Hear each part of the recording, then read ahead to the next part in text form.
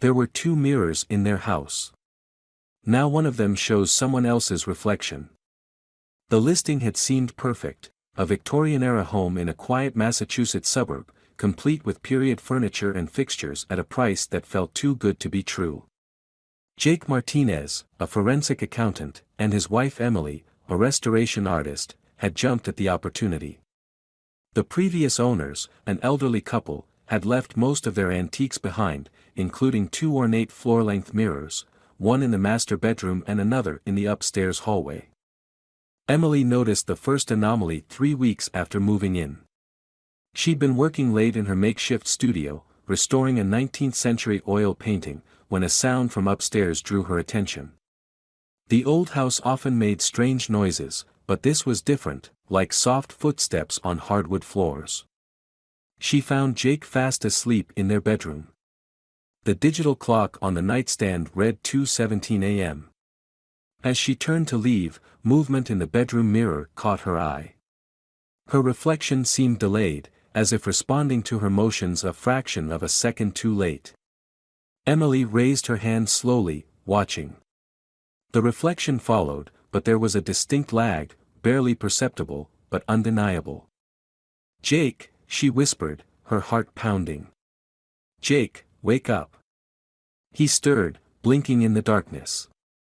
"What's wrong?" "The mirror, something's not right with it." Jake switched on the bedside lamp, casting a warm glow across the room. He studied Emily's worried face, then looked at the mirror. "What do you mean?" "Watch." Emily raised her hand again, but this time the reflection moved in perfect synchronization. She frowned. It was different a moment ago. The reflection was delayed.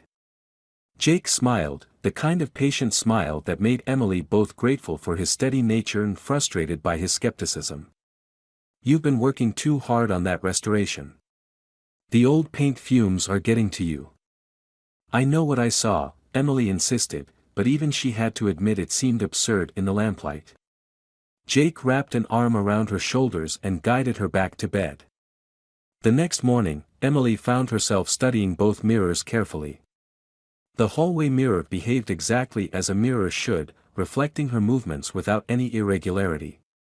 But when she returned to the bedroom mirror, something made her pause. The reflection showed the room behind her with perfect clarity, but there was something about the quality of the light that seemed wrong, as if the mirror was showing a slightly different time of day. Emily's unease grew over the next few days. As a restoration artist, she was trained to notice details others might miss, and something about the bedroom mirror kept drawing her attention. She began documenting her observations in a small notebook, trying to approach the situation methodically. The mirror's frame was older than the house itself, hand-carved mahogany with intricate Victorian designs.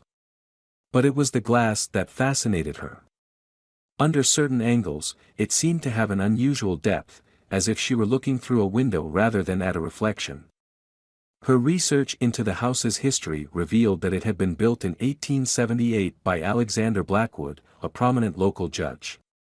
The property had changed hands several times over the decades, but the mirrors had always stayed. Emily found this odd. Such valuable antiques would typically have been sold or passed down through family lines. Jake noticed her growing obsession with concern. "Maybe we should take it down," he suggested one evening, watching Emily make detailed sketches of the mirror's frame. "Put it in storage until we can have an expert look at it." "No," Emily said quickly, surprising herself with the intensity of her response. "I need to understand what's happening first." That night, Emily woke to whispers. The digital clock showed 2:17 a.m., the same time she'd noticed the first anomaly. The bedroom was dark except for a faint silvery light emanating from the mirror's surface. Emily sat up slowly, her heart thundering in her chest. The reflection showed their room, but something was different. The antique armchair in the corner was missing, replaced by a more ornate piece she'd never seen before. A figure moved in the reflected room, a woman in Victorian dress, her face obscured by shadow. Emily watched, paralyzed, as the woman approached the mirror from the other side. She raised her hand, pressing it against the glass, and Emily could have sworn she felt a cold draft sweep through the room. "Emily." Jake's voice broke the spell. When she looked back at the mirror, it showed only their normal reflection, though her face was pale with fear. The next morning, Emily called the real estate agent who had handled their purchase. Sarah Chen arrived that afternoon, her normally cheerful demeanor subdued when Emily described the strange occurrences. "There's something you should know about the house," Sarah said finally, glancing nervously at the bedroom mirror. "I wasn't legally required to disclose this, but there was an incident here, in 1879.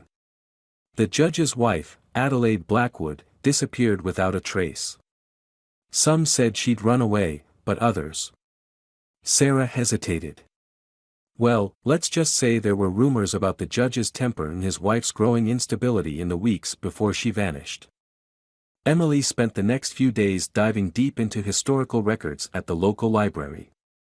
The more she learned about Adelaide Blackwood, the more unsettled she became. Adelaide had been an artist, like herself, known for her haunting self-portraits. In the weeks leading up to her disappearance, she'd written increasingly erratic letters to her sister about reflections that weren't quite right and windows into somewhere else. The police investigation at the time had been cursory at best. Judge Blackwood was a powerful man, and despite whispers of domestic violence, no serious inquiry was ever conducted. The case went cold, filed away as another mysterious disappearance in an era when women often vanished without explanation. Emily's research was interrupted by a call from Jake. His voice was tense, unusual for someone who prided himself on remaining rational under pressure. "You need to come home," he said. "There's something you should see." She found him in their bedroom, staring at the mirror. "Watch," he said, taking a photo with his phone. When he showed her the image, Emily's blood ran cold. While their reflections appeared normal in the mirror itself, the photograph showed a completely different scene, an elegant Victorian bedroom with a woman standing in the corner, her face turned away. "I thought you were right about the mirror acting strange," Jake admitted, his professional skepticism finally cracking. "So I've been taking photos, trying to document anything unusual. This is the first time it's shown something else." Emily pulled out her notebook, comparing the room in the photo to her historical research. "Jake, look at this." She showed him a newspaper clipping from 1878, a society page featuring the Blackwood mansion's interior. The bedroom in the photograph matched exactly what they'd captured in their mirror. That evening, they called Dr. Helena Martinez, Jake's aunt and a professor of paranormal psychology at the State University. Despite the late hour, she arrived within an hour, her car loaded with various measuring instruments. "Fascinating," she muttered, taking readings around the mirror. "The electromagnetic field is off the charts, and there's a significant temperature drop directly in front of the glass." She turned to Emily and Jake. "In my research, I've encountered theories about objects that serve as bridges between parallel timelines or moments in history. Most cases turn out to be hoaxes or can be explained by natural phenomena, but this—" She shook her head. "This is different." As they talked, none of them noticed the subtle change in the mirror's reflection. The digital clock on the nightstand still read 9:43 p.m., but in the reflection, an ornate grandfather clock's hands were slowly moving toward 2:17 a.m. Dr. Martinez insisted on setting up monitoring equipment in the bedroom. She installed infrared cameras, temperature sensors, and electromagnetic field detectors, all feeding data to a laptop set up in the corner. "We need to approach this systematically," she explained, her scientific training evident in her methodical setup. "If there's a pattern to these phenomena, we'll find it." Emily shared her research about Adelaide Blackwood, and Dr. Martinez's eyes lit up with recognition.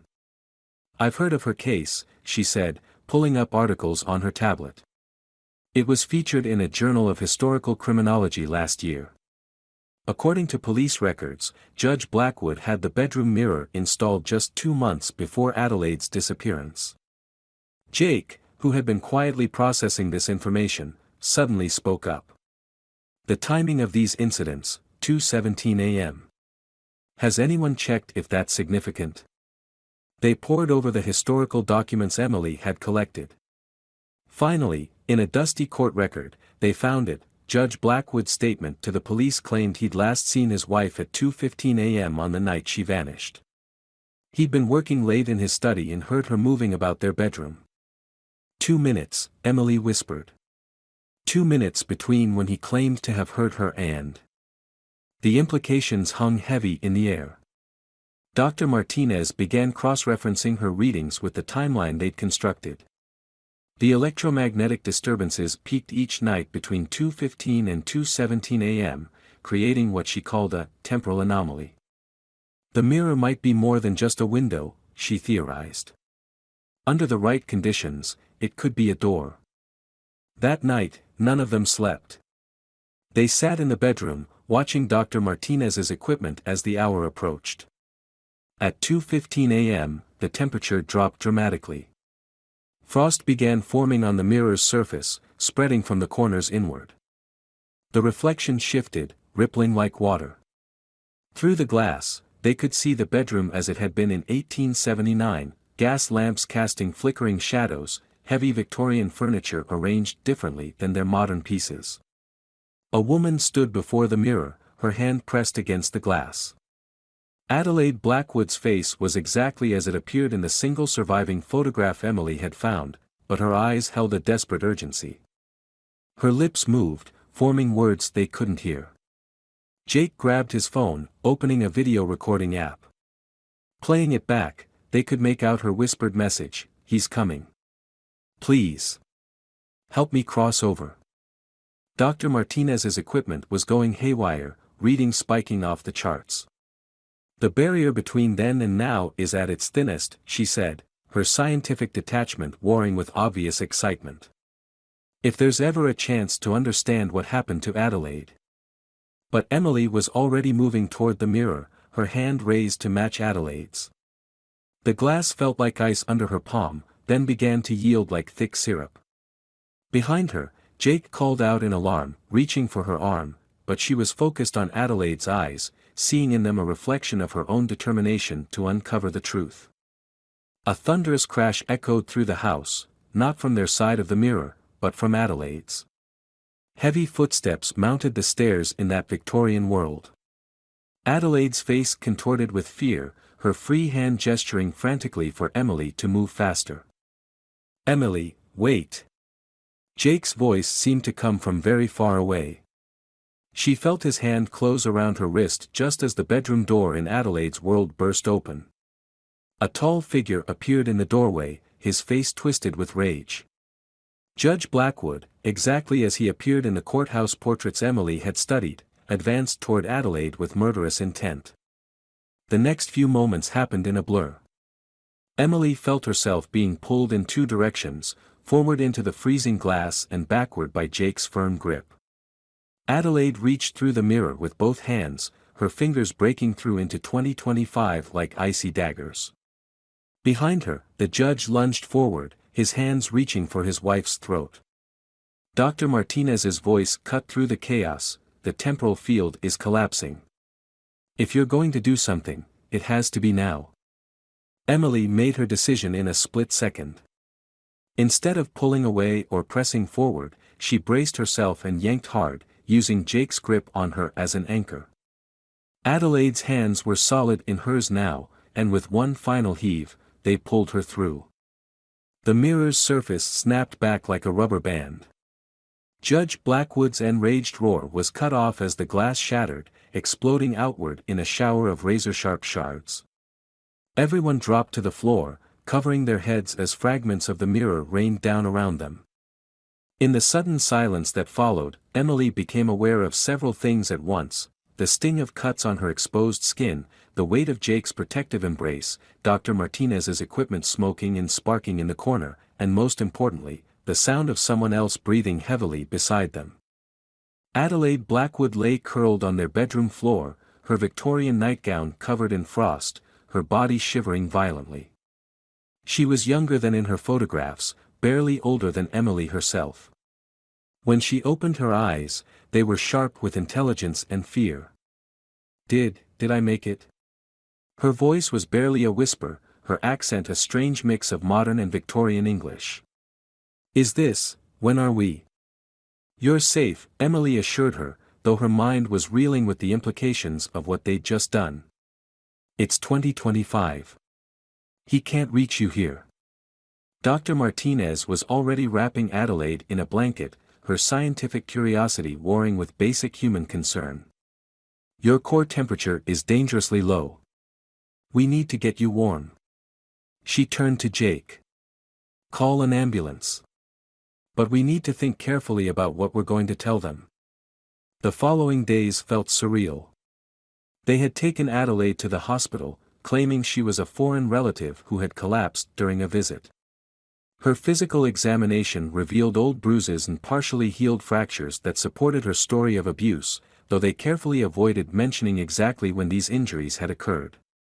The local police were surprisingly helpful, especially Detective Sarah Morgan, who specialized in cold cases. She spent hours interviewing Adelaide, recording her testimony about Judge Blackwood's crimes. Though they couldn't prosecute a man who had died over a century ago, Adelaide's statement helped solve several other historical mysteries, including the disappearances of two other women in the 1870s who had sought help from the judge's court. Dr. Martinez's equipment had captured everything: temperature fluctuations, electromagnetic readings, and most importantly, video evidence of Adelaide's emergence through the mirror. The scientific community was skeptical, but the data was undeniable. She began writing a paper that would eventually revolutionize our understanding of temporal physics. The hallway mirror remained unchanged, reflecting only the present day. They left it hanging as a reminder, though Adelaide avoided looking at it directly. The shattered bedroom mirror was carefully collected and stored in a secure facility at the university, its fragments still occasionally showing glimpses of that fatal night in 1879. Emily helped Adelaide adjust to the modern world, marveling at how quickly she adapted to technology in contemporary life. Her artistic talent remained unchanged. She began creating haunting paintings that blended Victorian and modern styles, her work gaining attention in the art world for its unique perspective on time and memory. Jake's forensic accounting skills proved invaluable in establishing Adelaide's new identity. He discovered that Judge Blackwood had died in 1885, leaving a substantial estate that had never been fully settled due to questions about his wife's disappearance. Through a complex legal process, they were able to prove Adelaide's identity and claim her inheritance, adjusted for nearly 150 years of interest. But questions remained. Late at night, Emily would sometimes find Adelaide standing in the doorway of the master bedroom, staring at the empty wall where the mirror had hung. Time isn't what we think it is, she would say softly. It's more like a river with many branches. That mirror, it wasn't the only one. Alexander had others made, placed in houses across the city. And sometimes, on very quiet nights, I can still hear whispers through the walls.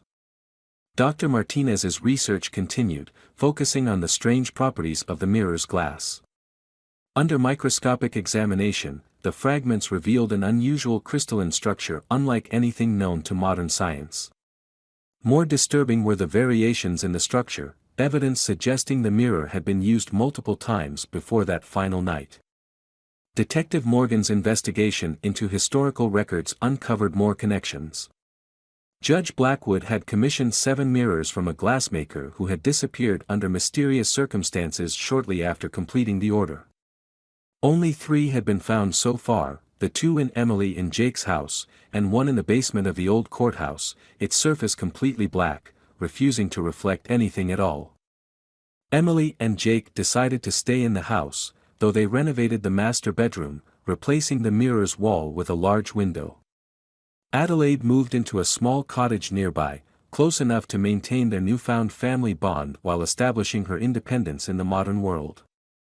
1 year after Adelaide's rescue, they held a small gathering to mark the anniversary.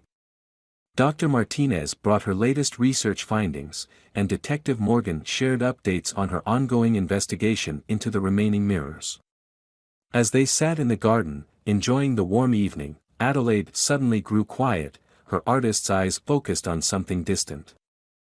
"I've been painting something," she said finally, leading them to her studio.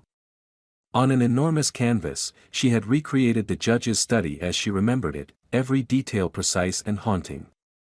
But it was the background that drew their attention, reflected in various surfaces throughout the room, barely noticeable unless you knew to look, were faces. Dozens of them, from different times, different eras, all wearing expressions of desperate hope. "I see them in my dreams," Adelaide explained softly. "The others who found the mirrors, in different times, different places. Some made it through, like me. Others." She touched the canvas gently. "The mirrors don't just reflect what is, they show what could be, what was, what might have been. And somewhere out there, the other four are still waiting, still showing people their deepest wishes and darkest fears." Emily felt a shiver run down her spine as she studied the painting. In one corner, almost hidden in the reflection of a silver candlestick, she could make out a face that looked remarkably like her own, wearing Victorian dress. And behind that reflection, barely visible, was another Emily in modern clothes, reaching out her hand. The investigation continues. Dr. Martinez's team has developed new instruments to detect temporal anomalies, and Detective Morgan follows up every lead about antique mirrors with unusual properties. But as Adelaide predicted, the remaining mirrors seem to have a way of disappearing just before they're found, moving through time and space like ripples in an infinite pond. Sometimes, on quiet nights when the moon is full, Emily stands at their bedroom window, looking out at the modern world while thinking about the nature of reflection, time, and truth. And occasionally, just at the edge of her vision, she catches a glimpse of something moving in the hallway mirror, a shadow, a gesture, a possibility, reminding her that some mysteries are meant to remain unsolved, their answers visible only in the spaces between what was, what is, and what might yet be.